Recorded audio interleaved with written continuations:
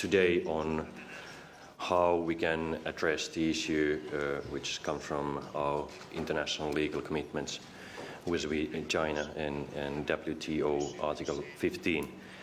It may surprise you that we did not spend that much time to discuss whether China is market economy or not, because this is not an issue on the table at the moment at all.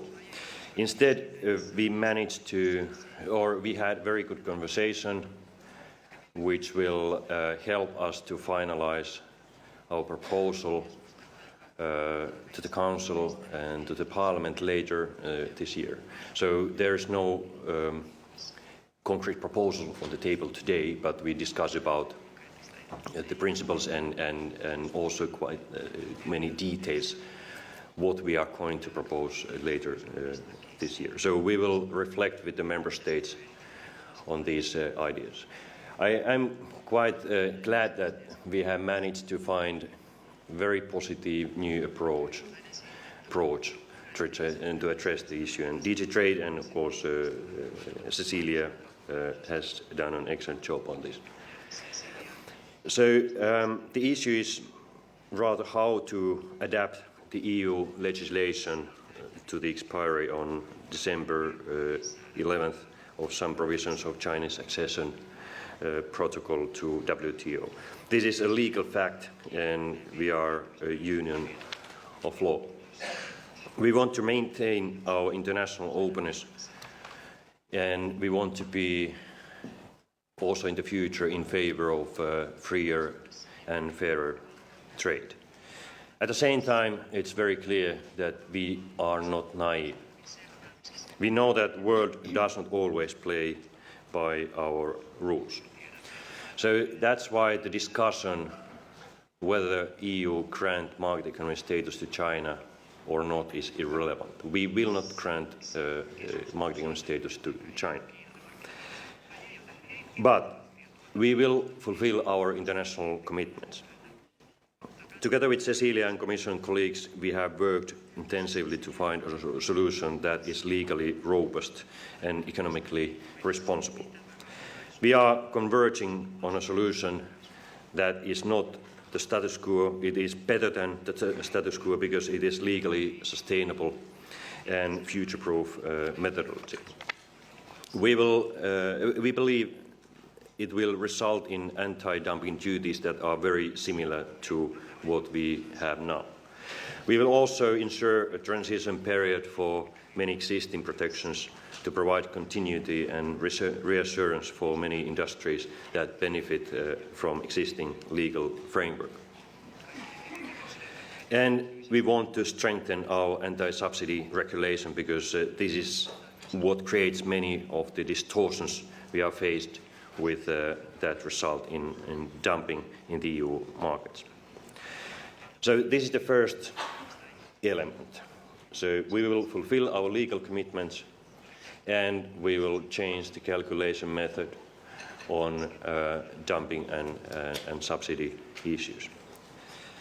The second element, which is alongside our forthcoming legislative proposal to give effect to this new methodology, we are also pushing hard to find a compromise between the Member States on the wider reform of trade defence instruments that we launched in 2013. We can make our procedures both faster and firmer, strengthening our ability to enforce fair trade and bringing us closer to the American model of trade defence. So many stakeholders who have been concerned about the situation have asked us to use the similar type of method as they are using in the United States, and now we are envisaging this kind of solution. We want to make anti-dumping cases even shorter, from 9 to 7 months. And we want to have the possibility in certain very specific cases to suspend the lesser duty rule, so that the duties that are levied really do remove the injury of dumping. Ultimately, of course, we need to get to the root cause of the problem, which is the overcapacity in some major trading partners such as China. and notably in steel, but increasingly we see problems in the other sectors and other countries. So the third element will be the closer dialogue, especially with China, on overcapacity issues. And that was one of the outcomes of last EU-China summit last week, where we agreed with Chinese counterparts that there will be a new platform dealing with the issue and addressing the root causes of distortions of international trade. That is why we are not only signaling out China for special treatment, but creating a whole new methodology that we can use wherever significant distortions are found. So we focused on the overall challenges facing our trade defence. How can we make sure that Europe has the anti-dumping and anti-subsidy instruments necessary to deal with the current realities? In an international trading environment, namely with important market distortion in some countries, where the state have a pervasive influence over the economy.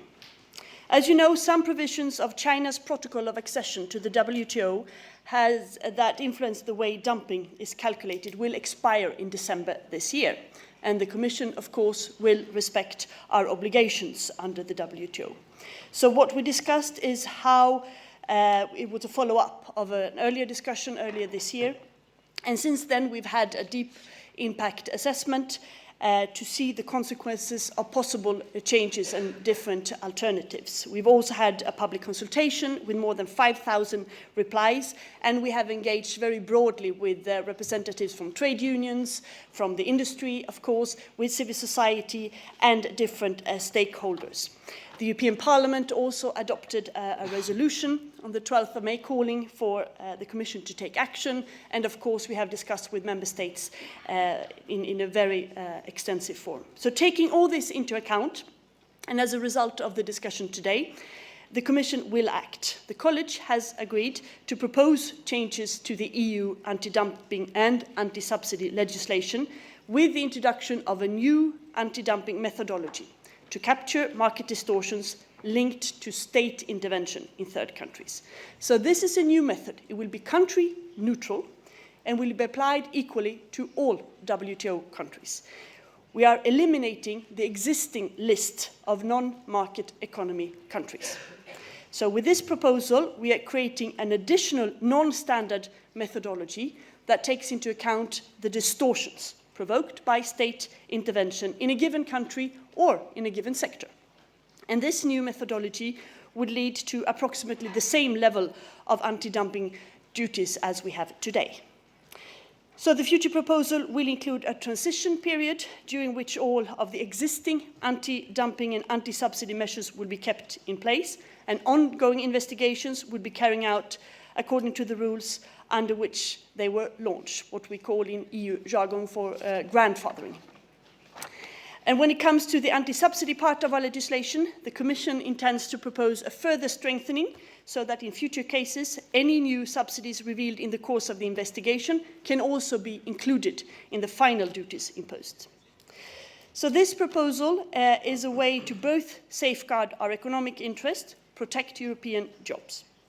And it's the best option, allowing us to maintain the current level of protection, keep a strong defence system in trade, but also fulfilling our WTO commitments. So in the meantime, we take the opportunity, of course, as Jyrki mentioned, to call on Member States to move on the adoption of the proposal tabled by the Commission already in 2013 to modernise and strengthen EU trade defence instrument. It would complement the new methodology, speed up the anti-dumping and anti-subsidy procedures, and it would allow us to impose higher duties in certain circumstances. From your EU reporter, I just want to make sure that I have fully understood this. Are you saying that, just to be perfectly clear, that you will respect the WTO legal obligations and grant market economy status to China, but what you're saying is that this is just irrelevant with your new methodology? No, that's not what we're saying. There is no automaticity in granting China market economy status. Is this an article or some provisions of this article when they joined WTO 15 years ago, and it has to do with the way we calculate anti-dumping. And China considers that we do it in a discriminatory way because the European Union, as opposed to all other parties of the world, have two lists. One with market economy status countries, and we calculate anti-dumping in one way, and then one with countries who are non-market economies, and we calculate it in another way. Now we will abolish that list and do a new country neutral, so we're not singling out China. This could go for any country. What we are looking at is whether there are distortions in a country or even in a sector. And that we will look at in a non-discriminatory way when it comes to countries. So this is the new proposal. So China is not a market economy. We're not granting it market economy status. If it were a market economy, we wouldn't have these problems with steel. Commissioner. Bruno?